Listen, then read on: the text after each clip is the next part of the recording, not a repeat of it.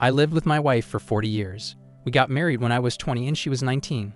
During this time, like everyone else, there were quarrels and reconciliations, but I was sure that we didn't betray each other, and no matter what happened, she was there for me. We had 2 beautiful children, a son and a daughter. Now they are adults. Both have their own families. I'm a doctor and already retired, but this is a big word. I work part-time in a private clinic. I no longer do complex operations. I conduct a therapeutic appointment. My wife also still works as a designer. We have never denied ourselves anything and worked for our pleasure. Despite the fact that my wife is no longer young, she managed to preserve her natural beauty. She always took care of herself. She did sports and ate right. When we walked side by side, everyone thought that this was my young mistress and complimented my wife. I liked it, but as it turned out, I was happy about it in vain. It all happened one rainy evening. I was sitting at the table and sorting out documents. My wife was not at home. She went to get groceries to cook dinner for. And then, digging through the documents, I came across my wife's medical certificate, which spoke about pregnancy and premature birth. Looking at the date, I saw that it was a long time ago.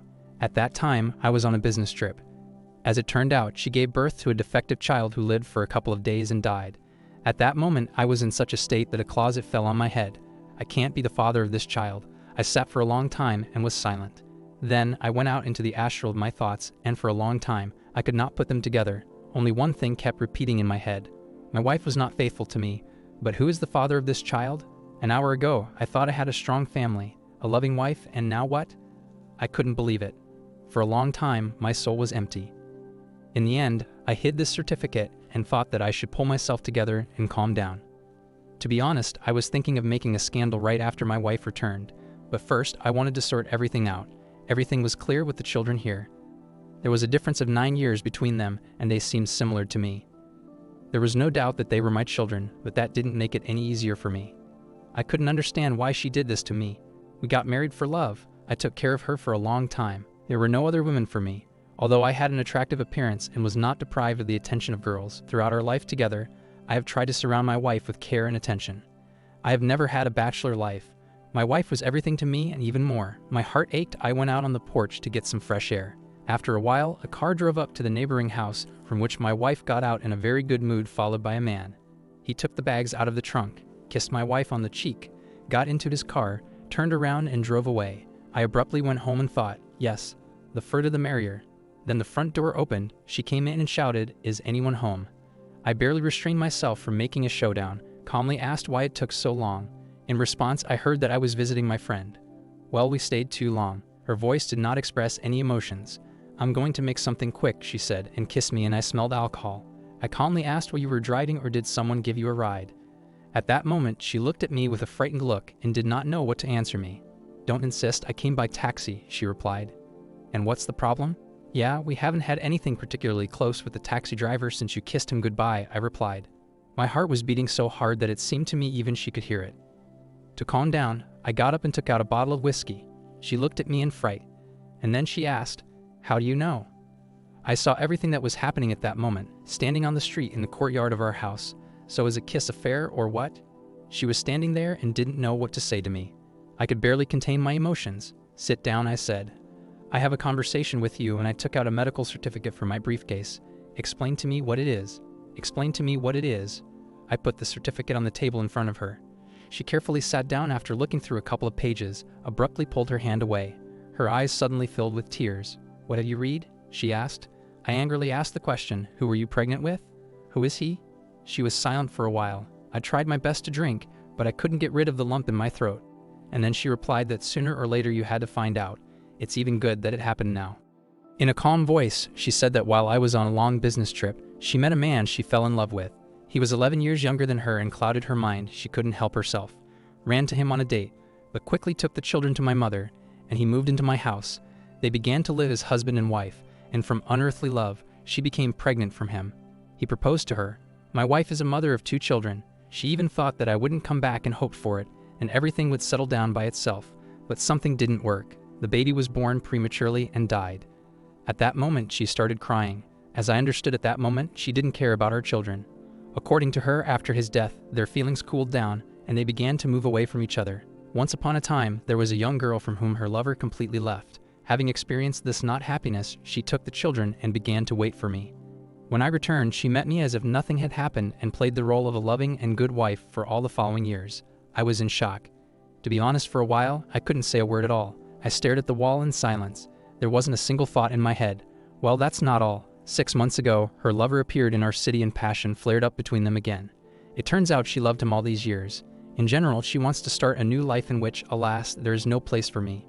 She lived with me for 40 years, gave her best years, the children grew up, and now she wants to live with a loved one. Saying all this, she knew perfectly well that with every word, she was just killing me. Nothing personal. It's love. It's everything. You can exhale and drink, she said. I silently poured a glass of whiskey and drank it in one gulp, but it didn't even affect me. I decided to drink more and started drinking directly from the bottle. She sat, looked at me, and was silent. At that moment, I thought that I had been deceived for so many years. If I had not found the certificate, I would have continued to sit like a horned deer. I silently got up, picked up my bag, threw some things into it, and just as silently headed for the exit. Where are you going? She screamed. You don't have to leave at night. I turned around and saw that she was standing with tears in her eyes. The poor girl got nervous. I silently shrugged my shoulders, opened the door, and went out, trying not to touch the door jamb with my hands. It was cool outside. I slung my bag over my shoulder and walked down the street. I wanted to smoke, although I quit smoking 20 years ago at the request of my wife. It was already too late. The windows of the houses were not lit, only the lanterns illuminated my path. Then the phone rang, I looked at it, turned off the phone, and put it in my pocket. I was overcome with such longing that I bit my lip with my teeth so as not to howl in despair. Only now I realized what had happened at all. What should I do? Where should I go? The easiest way is to slam the door with your head held high and leave. But where? To the children? They have enough problems. As it is, I've never had a mistress, probably in vain. It remains only to go to work, spend the night there, and make a decision in the morning. I was walking slowly among the black houses and suddenly I heard someone shouting to me, Man, do you have a cigarette? Turning around, I saw my boss standing in a bright white light who was certainly glad to see me. Welcome back, he said. Where am I? Words came to me with difficulty. Yes, he replied. Yesterday you were taken to our clinic with a traumatic brain injury. All the documents were with you. The operation was successful and you are with us again. We have informed your children and your wife, and your son will be here soon. Then the door opens and my son enters the ward. Hi, how are you? He kissed me on the cheek, carefully put the bag of groceries on the bedside table. And again, he said that you make us nervous. Mom has not been able to come yet because of urgent matters. I said she shouldn't have come. Okay, just don't worry, he replied. It seems that my son was already aware of all the events. It is interesting that my wife told him that he did not love me. She lacked affection. As usual, what else can ex-wife say? Okay, enough snout. As one good person said, the past doesn't count. I was discharged after 2 weeks. She came to visit me twice, but I refused to see her. For the first time, I rented an apartment next to the hospital and quietly got used to the bachelor life. The breakup had a twofold effect on me. On the one hand, of course, the pain of betrayal, and on the other, some prospects are still unclear. The only thing I knew for sure was that I would no longer have relationships with women. Inoculation from new relationships was difficult. Then there was a divorce, and I was left not only without my wife, but also without my corner. The children took a neutral position, although it was clear that they were more on the mother's side. I started operating again, drowned out my mental pain and work, and I succeeded. About 3 months later, a friend called me and offered to meet. Remember, you lent me a large sum of money, he asked, and of course I remembered that he had big problems with business, and I couldn't just not help a friend. He settled his affairs, but was in no hurry to repay the debt. I didn't want to remind him because I knew that I would lose a friend. I had a rule: when you lend money to a friend, imagine that you give him this money as a gift, and if you appreciate this person, do not remind him. The time will come. He will give it himself if he can. I invested your money in the business, he continued, and my business went up the hill. Here's a bank card, this is my debt. Here's 5 times more than you lent me. Thank you. It was very convenient. I bought myself a cottage outside the city in a car. I didn't have time to do housework, and I hired an assistant. She was 15 years younger than me, a very young woman, but she had already managed to follow her husband. She lived with her ex-husband for almost 20 years. She had no children because of infertility, so her husband left her. I didn't have any plans for her. It's been almost 6 months. One day I was chopping wood, and I felt sick. I lost consciousness. Woke up in the hospital. Isabella was sitting next to me. She called an ambulance. When the doctors arrived, she was sitting with my head on her lap. After this incident, I began to look at her with different eyes and realized what a beautiful woman she was. Somehow our relationship developed into intimacy, and I asked her to marry me. After a short time, we signed. I knew that we could not have children in our intimate life, and I behaved uninhibitedly. One day she got sick, started vomiting, nausea. I got scared and took her to the clinic. What was my surprise when it turned out that she was pregnant? I only remember that she told me that I would keep the baby no matter what you told me. I hugged her tightly, kissed her, and realized one truth. If fate closes one door in front of my eyes, it immediately opens a new one. Life was getting better, and one day before the new year, my ex-wife called me. "We need to meet," she said in a plaintive voice. We met at a restaurant. She booked a table there. I was sitting across from her with all my appearance. She was full of remorse, and then I heard, "Forgive me." There wasn't a day that I didn't think about you, and her eyes began to fill with tears. "I made a terrible mistake. I betrayed all your children," she continued to say, and I sat in silence and looked at the woman I loved madly. A woman I would give my life for, a woman who didn't hesitate to betray me twice, the one who cut me out of her life and went to another man. And now she has come to her senses and is trying to come back to me. She kept telling me that the time spent without me gave her the realization of how much she loves me and that I was the only real man in her life. I'm sorry, she repeated like a spell, and I looked at her brightly painted mouth, which delighted my ears with such sweet words, and imagined her kissing her lover.